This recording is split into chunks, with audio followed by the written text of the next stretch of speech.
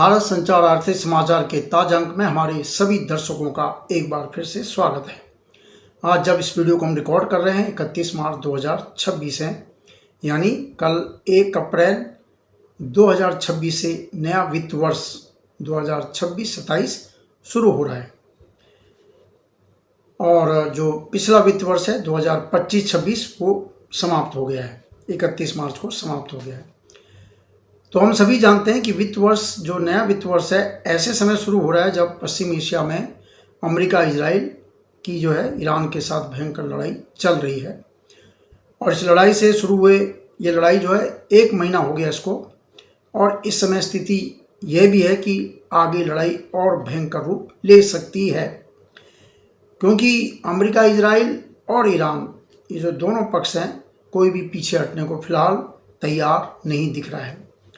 Iran ने फारस की खाड़ी में जो हॉर्मुज जल डमरू मध्य जो क्षेत्र है, जहाँ पर फारस की खाड़ी का जो चौड़ाई है वो बहुत कम हो जाती है, उसको पूरी तरह से अपने नियंत्रण में ले रखा है और वहाँ से किसी भी जलपोत को वो निकलने नहीं दे रहा है। इससे क्या है, जो खाड़ी के जो देश हैं कुवैत, इराक, सऊदी अरब, कतर और यूएई, यहाँ से जो तेल, गैस, उर्वरक और तमाम माल जो भी जहाज़ लेकर निकलते हैं, उनको जो है ये इस क्षेत्र से जो हॉर्मुज जल डमरू मध्य जो क्षेत्र है जो ईरान की तरफ घुसा हुआ है अंदर, वहाँ से वो निकलने नहीं दे रहे, वो फंसे पड़े हैं। अब अमेरिका ने ईरान को चेतावनी दी है कि भाई इस क्षेत्र से वो जहाज़ों को रोके नहीं, बिना रोक टोक के निकलने दे, नहीं तो उस पर जो है उसका परिणाम भुगतना पड़ेगा, भयानक हमला किया जाएगा। तो ये धमकियां अमेरिका दे रहा है, हमले भी हो रहे हैं। अभी ताज़ा खबर है कि ईरान में जहां उसके हथियारों का जखीरा है, जहां मिसाइल या ड्रोन और हथियार रखे हुए हैं, वहां उस क्षेत्र में बड़ा भयंकर जो है अमेरिका ने हमला कर दिया है। वहीं ईरान इजराइल में जो उनकी रिफाइनरी है, तेल प्रतिष्ठान है और बिजली घर हैं, वहाँ हमले कर रहा है। तो जो है हमले दोनों तरफ से चल रहे हैं। उधर लेबनान पे भी हमला हो रहा है, लेकिन कहीं ना कहीं पर्दे के पीछे मध्यस्थों के जरिए बातचीत और समझौते की भी प्रयास चल रही हैं, ऐसी रिपोर्टें मिल रही हैं। लेकिन अभी कुछ ठोस जो है सामने नहीं आया है। हालांकि बयान आए हैं, राष्ट्रपति ट्रंप के भी बयान हैं कि भैया बातचीत चल रही है, अच्छी चल रही है, फिर हमला भी हो जाता है। उधर से ईरान भी कुछ कह रहा है कि वो कुछ शर्तें पेश कर रहा है कि हमारे ऊपर फिर से ये स्थिति नहीं होनी चाहिए, हमला नहीं होना चाहिए, हम भी चाहते हैं कि हो, लेकिन सीधी बातचीत कोई नहीं है। भारत के लिए ही नहीं, दुनिया के और भी देश हैं जहाँ ये बहुत संकट खड़ा हो गया है और कच्चे तेल के दाम $100 को पार कर गए, 120, 122 तक भी बोले जा रहे हैं। जब भी समझौते की बात आती है कि भाई लड़ाई ख़त्म करने के लिए समझौते की बात हो रही है, तो दाम गिर जाते हैं। फिर दूसरी क्षण ये होता है कि भैया हमला हो गया है, कोई समझौता नहीं दिखाई दे रहा है, तो फिर दाम चढ़ जाते हैं। ईरान बोल देता है कि कोई बातचीत नहीं हुई हमारी, तो अभी सीधी बातचीत कहीं नहीं हो रही है। तो इन चीज़ों से बाजार जो है अस्थिर हो जाता है, दाम जो घटे हैं फिर बढ़ जाते हैं, फिर चढ़ जाते हैं, शेयर बाजार गिर रहे हैं, तमाम चीज़ों के जो है रुपया गिर रहा है, आयात महंगा हो रहा है, देश में जो है महंगाई बढ़ने का जो भी चीज़ इंपोर्ट होती है वो महंगी हो जाएगी। तो फारस की खाड़ी का जो क्षेत्र है, यहाँ से दुनिया में तेल, गैस और दूसरी चीज़ों का जितना भी एक्सपोर्ट होता है उसका 25% यहाँ से, 1/4 समझ लीजिए आप, तो 1/4 तो किसी किसी देश का तो सारा का सारा यहीं से आ रहा है। तो संकट की स्थिति तो बन जाती है।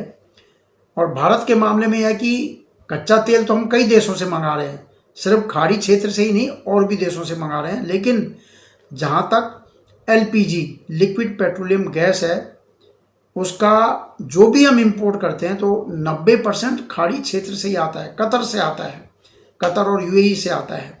और जो नेचुरल गैस है जितना हम इंपोर्ट करते हैं उसका 50% यहाँ से आता है। तो गैस का मामला ज़्यादा संवेदनशील है।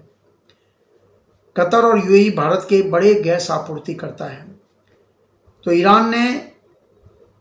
ईरान क्या कर रहा है कि जो अमेरिका के ठिकाने इन देशों में हैं, किन देशों में, सऊदी अरब में, यूएई में, कुवैत में, इराक में, वहाँ हमले कर रहा है। और उन हमलों में कुछ हमले इन देशों के जो है उनके भी जो सुविधाएं हैं उन पे हो रहे हैं। रिफाइनरी पे कर दिया गया है, गैस उत्पादन की जो फैसिलिटी वहाँ कर दिए हैं। तो बड़ी समस्या खड़ी हो रही है। और ये देश भी अब जो है सोच रहे हैं कि भैया हम भी ईरान के ऊपर हमला शुरू कर दें। अभी तक तो यही कहा जा रहा था कि जो अमेरिका के फैसिलिटी हैं, अमेरिका के ठिकाने उन पर हो रहा है, लेकिन इधर उधर भी हो रहे हैं। हालांकि भारत सरकार तो इम्पोर्ट पर हमारी बहुत निर्भरता है। तो इन परिस्थितियों में अब बजट की क्या स्थिति होगी, नए वित्त वर्ष में क्या होगा, क्योंकि बजट तो पहले तैयार हो गया था, पहले पेश हो गया, वही बजट पास हुआ है। नए वित्त वर्ष 26-27 की शुरुआत हो रही है। नए वित्त वर्ष का बजट जब तैयार हुआ था तब तो लड़ाई नहीं हो रही थी। लड़ाई तो बजट पेश हुआ 1 फरवरी को, लड़ाई शुरू हुई 28 फरवरी को। तो उस बजट में क्या प्रोविजन किए गए हैं, लड़ाई का तो कोई मामला नहीं था उसमें। तो बजट की प्रक्रिया जो होती है, 3 चरणों में बजट पास होता है। तो वित्त विधेयक अभी 27 मार्च को पास हुआ है पार्लियामेंट से, और वित्त विधेयक ही फाइनल होता है। वित्त विधेयक पारित होने के बाद पूरा बजट पास हो जाता है। राष्ट्रपति ने भी उसे अपनी संस्तुति दे दी है और अब ये कानून बन गया है। तो फाइनेंस बिल में कस्टम ड्यूटी के मामले में, इनकम टैक्स के मामले में, विदेशी कंपनियों के मामले में, बाईबैक जो कंपनियां करती हैं उनके मामले में, हाउस रेंट वगैरह वगैरह जो भी थोड़े बहुत बदलाव किए गए हैं वो सब जो है कानून बन गए हैं और नए साल में वो लागू होंगे। लेकिन हम बात करते हैं कि उसमें तेल गैस के मामले में, फर्टिलाइज़र के मामले में, फूड सब्सिडी का जो मामला है, क्योंकि दाम लगातार बढ़ रहे हैं और क्या प्रोविज़न किया गया है वो देखना पड़ेगा। 53,50,000 करोड़ रुपए का बजट है 2026-27 का। 12,20,000 करोड़ रुपए कैपिटल एक्सपेंडिचर रखा गया, जो कि रेलवे नेटवर्क, सड़क, शहरी विकास जैसी बुनियादी ढांचे की सुविधाओं पर खर्च होता है। राजकोषीय घाटे को कम होगा ये अनुमान रखा गया है, 4.4 से 4.3 रहेगा। नया आयकर कानून 2025 जो नाम दिया गया, पहले था आयकर कानून 1961 और अब है आयकर कानून 2025। तो वो भी अमल में आ गया है। उसमें भी थोड़े बहुत जो बेसिक बदलाव हैं। पुराना कानून बहुत बड़ा हो गया था, बहुत सारे अमेंडमेंट हो गए थे उसमें, तो उसको तमाम को जो है सरल भाषा में लिखा गया है। कम चैप्टर हैं, हल्का है, कम शब्द हैं, और उसमें जो ITR फॉर्म है उसका नंबर भी कुछ और हो गया है, और हाउस टैक्स के मामले में भी कुछ बदलाव हैं। और जो फाइनेंस बिल में जो होंगे वो तो उसमें आएंगे ही आएंगे। तो नया आयकर कानून है, नया वित्त वर्ष है, नया बजट है। तो एक रिपोर्ट में कहा गया है कि पश्चिम एशिया में जारी युद्ध अगर लंबा खिंचता है तो भारत का राजकोषीय संतुलन कई तरह के दबाव में आ सकता है। राजकोषीय संतुलन, कितना डॉलर हमारे पास आ रहा है कि नहीं आ रहा है, कितना डॉलर हमारा खर्च हो रहा है, उस पर दबाव बन सकता है। कच्चे तेल के दाम लगातार बढ़ रहे हैं और कच्चा तेल बढ़ने की वजह से हमारा डॉलर भी, जो हमारा रुपए का दाम है डॉलर के मुकाबले, वो भी गिर रहा है। अब सरकार ने अभी तक पेट्रोल डीजल के दाम बढ़ाए नहीं हैं, क्योंकि दाम तो बढ़ चुके हैं, पीछे से लागत तो बढ़ रही है। जब बजट बन रहा था तब $70-72 प्रति बैरल का रेट था कच्चे तेल का, और आज की तारीख में 120 के करीब है। तो सीधे $50-55 बढ़ चुका है। तो जो तेल कंपनियां जो पेट्रोल डीजल बेच रही हैं उनका भी तो लागत बढ़ गई है, लेकिन सरकार ने अभी तक दाम नहीं बढ़ाए, वही दाम चल रहे हैं जो हैं। तो कंपनियों को घाटा होगा। तो उसके लिए सरकार ने क्या किया है कि जो सरकार टैक्स लेती थी वो टैक्स जो है कम कर दिया है। तेल कंपनियों को कहा है कि जो टैक्स का पैसा हमें देते थे अब वो तुम रख लो। 10 रुपये की कमी की है, तो थोड़ा सा तेल कंपनियों को जो ज़्यादा घाटा हो रहा था वो थोड़ा उनका कम हुआ है। लेकिन अब नए वित्त वर्ष में अगर लड़ाई चल ही रही है तो क्या करना पड़ेगा, या तो दाम बढ़ाने पड़ेंगे या फिर उनको सहायता देनी पड़ेगी, सब्सिडी देनी पड़ेगी। और सब्सिडी का प्रोविज़न बजट में है कि नहीं है ये फिर देखना पड़ेगा। और खाड़ी देशों में जितने भारतीय लोग रहते हैं, करीब 1 करोड़ लोग रहते हैं उन इलाकों में, तमाम वहाँ से जो पैसा भेजते हैं, अब उनका वहाँ काम चल रहा है कि नहीं चल रहा है, कितना हो रहा है, क्या हो रहा है, वहाँ से वो डॉलर भेजते थे यहाँ अपने परिवार के लिए, तो डॉलर बैंक में आता है तो बैंक डॉलर रखता है और रुपए दे देता था, तो डॉलर विदेशी मुद्रा देश में आती थी। तो विदेशों में जितने भी भारतीय जहाँ जहाँ भी रहते हैं पूरी दुनिया में, उसका 38% रेमिटेंस जो है वो खाड़ी देशों से आता है हमारे भारतीयों का। तो ये एक बड़ी चुनौती है कि विदेशी मुद्रा भंडार, अभी विदेशी मुद्रा भंडार 698 अरब डॉलर के आसपास है, 710 तक पहुंच गया था, अभी हाल में थोड़ा कम हुआ है। तो रुपया भी कमज़ोर पड़ेगा, विदेशी मुद्रा की जो प्रवाह है उस पर भी असर पड़ेगा, क्योंकि शेयर मार्केट भी गिर रहे हैं, विदेशी संस्थान लगातार अपना पैसा निकाल रहे हैं, उनको डॉलर दिए जा रहे हैं, ले जाओ भाई अपना पैसा। तो ये मतलब बड़ी राजकोषीय संकट की संतुलन कैसे बनाया जाए उस पर, क्योंकि घरेलू इकोनॉमी में कोई अभी ऐसी बड़ी परेशानी वाली बात नहीं है, लेकिन जो विदेशी मोर्चा है वहाँ से हमारे लिए संकट, परेशानी, समस्या खड़ी हो सकती है अगर लड़ाई चलती रहती है। तो कैसे मैनेज होगा, क्या होगा। तेल की कीमत में $10 प्रति बैरल की अगर वृद्धि होती है, जो ये रिपोर्ट है एसबीआई फंड्स मैनेजमेंट की, ये रिपोर्ट है 2026 पश्चिम एशिया संघर्ष और उसके प्रभाव, उसमें ये कहा है कि $10 कच्चे तेल की कीमत अगर $10 बढ़ती है तो हमारा जो चालू खाते का घाटा है वो $15 अरब बढ़ जाता है। $10 में 15 बढ़ जाते हैं, $20 में $30 अरब बढ़ जाएगा। $30 बढ़ते हैं तो फिर यहाँ $45 अरब का घाटा पड़ जाएगा, क्योंकि कच्चा तेल, प्राकृतिक गैस, एलपीजी, फर्टिलाइज़र, खाने का तेल, सोयाबीन, पाम ऑयल कितना इंपोर्ट करते हैं हम, और दालें, कुछ दालें भी हम इंपोर्ट करते हैं। ये सब हम इंपोर्ट करते हैं बड़ी मात्रा में। अब पेमेंट किस में करते हैं? डॉलर में। अब कहाँ कहाँ हमारा रुपए में लेन देन का अरेंजमेंट हुआ है पता नहीं, अभी चल रहा है कि नहीं चल रहा है। ईरान के साथ हुआ था, किसके साथ हुआ था, कैसे व्यापार हो भी रहा है कि नहीं हो रहा है, क्योंकि खाड़ी देशों के साथ तो बड़ा मुश्किल हो गया है, तो जाने आने का रास्ता ही जो है बाधित हो रखा है। क्या मतलब कई चीज़ें प्रभावित हो रही है इससे। उर्वरक की कीमत बढ़ गई, पेट्रोल डीजल की तो हो ही गई है, मतलब कच्चे तेल की तो बढ़ी गई है, फर्टिलाइज़र भी महंगा हो रहा है और उसका सब्सिडी बिल भी बढ़ेगा। तो फर्टिलाइज़र का सब्सिडी बिल बढ़ जाएगा, पेट्रोलियम का सब्सिडी बिल बढ़ जाएगा, और जो खाने पीने का जो चल रहा है वो तो है ही है। तो 3 मेजर पोर्शन जो है, तो बजट में व्यवस्था है कि नहीं है ये देखना पड़ेगा, और अगर नहीं होगी तो फिर वो पैसा कहाँ से आएगा, किस तरफ का पैसा किधर से डाला जाएगा, कैसे होगा। तो बड़ा असर इसका जो है आने वाले समय में दिखेगा। इस साल के बजट में फर्टिलाइजर सब्सिडी के लिए 1,71,000 करोड़ रुपए का प्रोविजन है। इतना अनुमान है कि फर्टिलाइजर सब्सिडी इतनी होगी इस साल में। ये पिछले साल के मुकाबले कम है, पिछले साल 1,86,000 करोड़ रुपए का फिगर आया है। 2025-26 में कितना फर्टिलाइज़र सब्सिडी दी, जो किसानों को हम फर्टिलाइज़र देते हैं, रासायनिक खाद देते हैं, उसकी कीमत भी नहीं बढ़ाई है, पेट्रोल डीजल की कीमत भी नहीं बढ़ाई है, लेकिन उनका वहाँ जहाँ से हम मंगा रहे हैं वहाँ तो दाम बहुत बढ़ चुका है। तो सब्सिडी जो गैप है, लागत ज़्यादा है, कम कीमत पर बेचा जा रहा है, तो जो गैप है कहाँ से जा रहा है?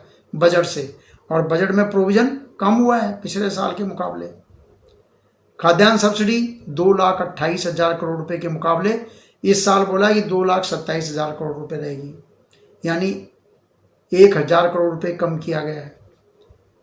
पेट्रोलियम सब्सिडी सिर्फ 12,085 करोड़ रुपए रखी गई है 26-27 में, वो भी एलपीजी सिलेंडर में जो सस्ता बेचते हैं घरेलू सिलेंडर, वो लागत से कम पर बिकता है, तो उसकी सब्सिडी थोड़ा बहुत, क्योंकि कुछ सब्सिडी, कुछ लागत तो तेल कंपनियां खुद ही वहन करती हैं, उनको कहा गया भैया तुम भी देखो, तुम भी अपने मुनाफे में पड़ेंगे। तो पेट्रोलियम सब्सिडी का तो बजट में प्रोविज़न है ही नहीं, तो क्या होगा वो देखने की बात है, सरकार क्या करेगी। अभी तो सरकार ने टैक्स कम कर दिया है, एक्साइज ड्यूटी कम कर दी है, 10 रुपये घटा दिए पेट्रोल डीजल दोनों पे, क्योंकि इलेक्शन भी हो रहे हैं, 5 राज्यों में चुनाव भी चल रहे हैं, विधानसभा चुनाव, पश्चिम बंगाल, असम, तमिलनाडु, केरल। तो इस समय सरकार को ये भी देखना पड़ रहा है, उधर लड़ाई भी छिड़ी हुई है, इंपोर्ट भी करना है, चीज़ों की कमी भी ना हो वो भी देखना है, कितनी बातें हैं। तो ऐसी स्थिति में क्या किया जाएगा? तो प्रधानमंत्री नरेंद्र मोदी ने आने वाले दिनों में पश्चिम एशिया संकट से उत्पन्न स्थिति से निपटने के लिए जो है क्या उपाय होने चाहिए, क्या कदम उठाने हैं, विभिन्न मंत्रालयों के सचिवों की अध्यक्षता में 7 ग्रुप बनाए हैं, 7 ग्रुप अलग अलग क्षेत्र में। इसमें क्या होगा, हर समूह में 2 मेंबर पीएमओ के होंगे और 1 मेंबर कैबिनेट सेक्रेटरीट से होगा। तो ये 7 समूह कौन से हैं? रक्षा मामले, विदेशी मामले और आंतरिक सुरक्षा जैसे रणनीतिक समूह का नेतृत्व कौन करेगा? विदेश सचिव विक्रम मिस्त्री। इसके 6 सदस्यों में गृह और रक्षा सचिव और विदेश सचिव, 2 पीएमओ और 1 कैबिनेट सेक्रेटरी, 6 मेंबर होंगे। ये जो है रक्षा मामले देखेंगे, घरेलू मामले, आंतरिक सुरक्षा का और विदेश का मामला, सबके बारे में विचार करेंगे भी कहाँ क्या करना है, क्या होना है। आर्थिक, वित्त और आपूर्ति श्रृंखला समूह का नेतृत्व वित्त मंत्रालय के आर्थिक मामले विभाग की सचिव अनुराधा ठाकुर को सौंपा गया है।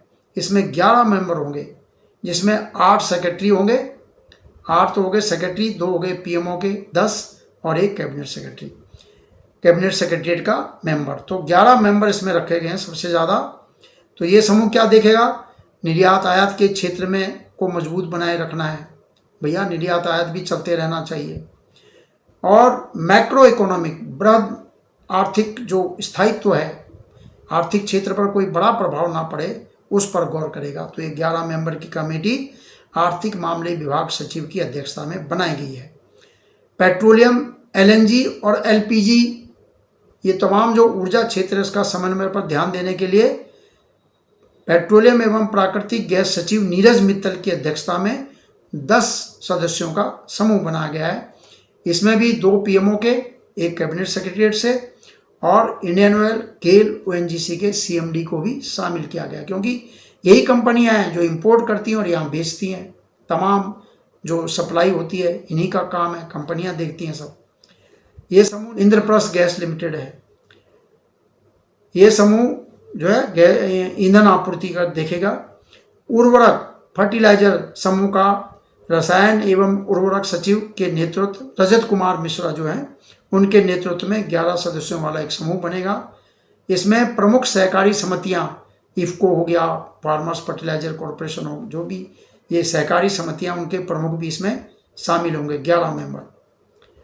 कृषि क्षेत्र में, क्योंकि कृषि क्षेत्र भी बहुत महत्वपूर्ण है, खेती बाड़ी, अनाज तो होना चाहिए, तो वहाँ फर्टिलाइजर डालना है, रासायनिक खाद, यूरिया, तमाम चीज़ें, तो वो लगातार समय पर किसानों को मिलता रहे, उसके लिए ये समूह बनाया गया है सेक्रेटरी की अध्यक्षता में। उपभोक्ता मामले सचिव निधि खरे, महंगाई नहीं बढ़नी चाहिए, दाम किस लेवल पे हैं, आवश्यक उपभोक्ता वस्तु, इसके बारे में ध्यान रखेंगे।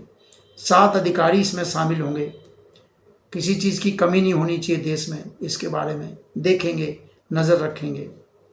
जहाजरानी सचिव विजय कुमार के नेतृत्व में परिवहन और लॉजिस्टिक समूह बनाया गया है। परिवहन, अब लाना ले जाना, भैया पानी का जहाज वहाँ से एलपीजी लेके आ रहा है, वो कहाँ पहुँचा है, कहाँ इसको उतारना है, कितना मंगाना है, कौन सा जहाज कहाँ जाएगा, लॉजिस्टिक सुविधाएं, ये सब देखेंगे।